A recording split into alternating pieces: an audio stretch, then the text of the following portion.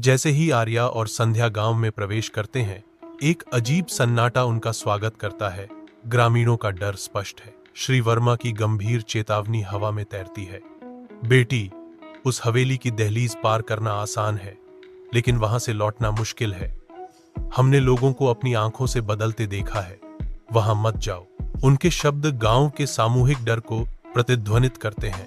हवेली के अंधेरे प्रभाव का एक गंभीर चित्र चित्रित करते हैं। रात के पर्दे के नीचे आर्या और संध्या सावधानी से हवेली के पास पहुंचते हैं, जिसकी अंधेरी रूपरेखा गांठदार पेड़ों से बनी है। टूटा हुआ, जंग लगा हुआ गेट एक गंभीर निमंत्रण के रूप में खड़ा है। आर्या के इसे खोलने पर भयावह रूप से चर्राहट करता है। अंधेरा उन्हें पूरी तरह से निगल जाता है, क्योंकि आर्या फुसफुसाती है, डरो मत, हमें यहां सच्चाई का पता लगाना होगा। आर्या और संध्या सावधानी से सुनसान हवेली में प्रवेश करते हैं, जिसकी चुप्पी भूली हुई कहानियों के बारे में बहुत कुछ कहती है। फ्लैशलाइट की किरण में धूल के कण घूमते हैं, दीवारों पर खुदे हुए अजीब प्रतीक प्रकट करते हैं, जो हवेली के छिपे रहस्यों का संकेत देते हैं। आर्या की आवाज खालीपन में गूंजती है। यह कोई साधारण हवेली नहीं है, यहां जरूर कोई रहस्य छिपा है। अपनी फ्लैशलाइट की संकीर्ण किरणों से निर्देशित आर्या और संध्या हवेली के प्राचीन गलियारों में घूमते हैं, जहां एक अजीब ठंड हवा में रिसती है। आर्या की आवाज सन्नाटे को चीरती है, एक पुरानी डायरी से जोर से पढ़ती है। असली दरवाजा वहां खुलेगा जहां रोशनी कभी नहीं पहुंचती। ठंडी हवा में उसके शब्द गूंजते हैं, क्योंकि वह आगे कहती है, हमें वह जगह ढूंढनी होगी जहां अंधेरा सबसे गहरा हो। फिर उन्हें पूर्ण अंधकार में डुबोते हुए आर्या टॉर्च बंद कर देती है। अंधेरे में उतरते हुए आर्या और संध्या हवेली के तहखाने में प्रवेश करते हैं। टूटा हुआ सीढ़ी एक खतरनाक रास्ता है। गहरे अंधेरे में आर्या का पैर किसी धातु की वस्तु से टकराता है। एक पुरानी छाती, जिस पर ताला और चाबी लगी है, रहस्य का वादा करती है। आर्या, यह सब बहुत खतरनाक लग रहा है, चलो वापस चलते हैं, संध्या विनती करती है। लेकिन आर्या का संकल्प मजबूत हो जाता है। नहीं संध्या, अब हम पीछे नहीं हटेंगे। यह हवेली हमें कुछ सच्चाई बताना चाहती है। चुप हवेली में कदमों की गूंज सुनाई देती है, मानो उसकी दीवारों के भीतर कोई और मौजूद हो। आर्या और संध्या ने अपनी मशालें उठाईं, टिमटिमाती रोशनी डाली, लेकिन उन्हें केवल छायाएं मिली। आर्या की आवाज सन्नाटे को चीरती है, संध्या, हम अकेले नहीं हैं।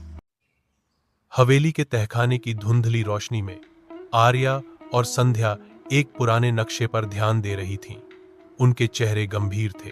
आर्या नक्शे पर एक निशान की ओर इशारा करती है। उसकी आवाज दृढ़ संकल्प से भरी हुई है। देखो संध्या, यह गुप्त मार्ग है। हवेली का रहस्य इसके पीछे छिपा है। संध्या की आंखों में संदेह और चिंता झलकती है। लेकिन अगर यह सब हमें फंसाने के लिए है तो? हवेली के उत्तरी भाग में आर्या और संध्या एक पुरानी पेंटिंग के सामने रुक जाते हैं, जिसकी विषय की आंखें उन्हें अथाह गहराई में खींचती है।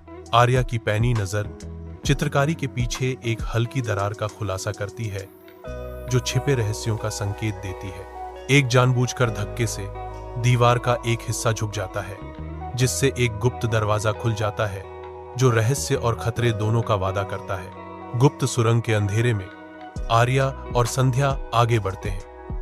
उनकी फ्लैशलाइट्स अंधेरे को भेदती हैं। संध्या, उसकी आवाज पत्थर की सुरंग में गूंजती है, सोचती है, आर्या, यह सब बहुत पुराना लगता है।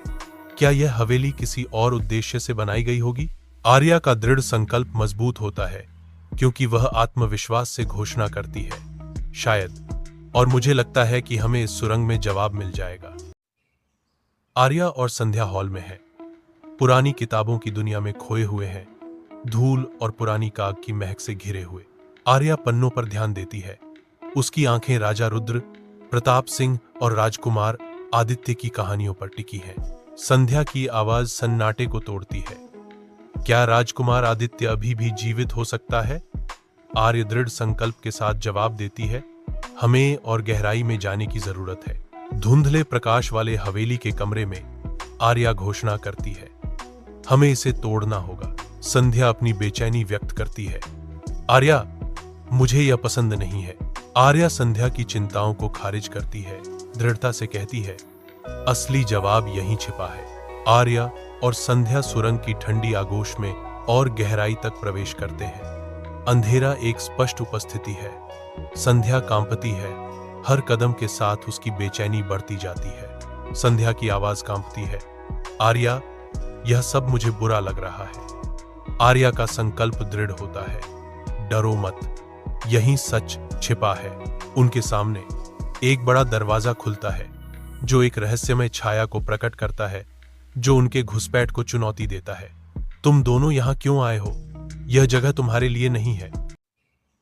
कमरे के दमनकारी अंधेरे में आर्या और संध्या अदृश्य आतंक का सामना करते हुए केवल सिलहूट के रूप में खड़ी हैं।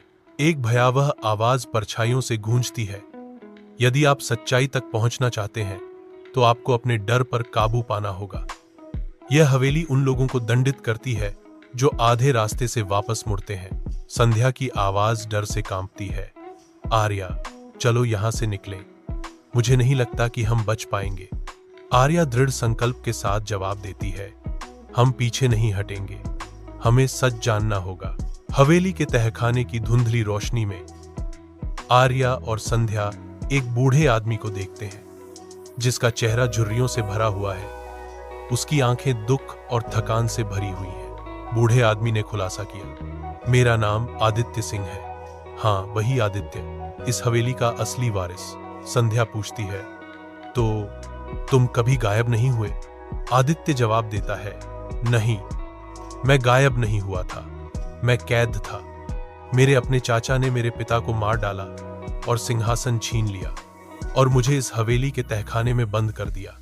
तब से मेरा जीवन अंधेरे में बीता है। खबर आग की तरह फैलती है, दुनिया को हवेली का सच उजागर करती है। कभी छाया में ढका हुआ, हवेली अब नए जीवन के साथ धड़कता है क्योंकि लोग इसे बहाल करना शुरू करते हैं। आर्या और संध्या एक दूसरे के बगल में खड़े हैं, सुबह की रोशनी में नहाए हुए। उनकी मुस्कुराहट जीत और राहत को दर्शाती है। हमने सच्चाई का खुलासा कर दिया है, आर्या घोषणा करती है, और अब यह हवेली हमेशा जीवित रहेगी, संध्या कहती है।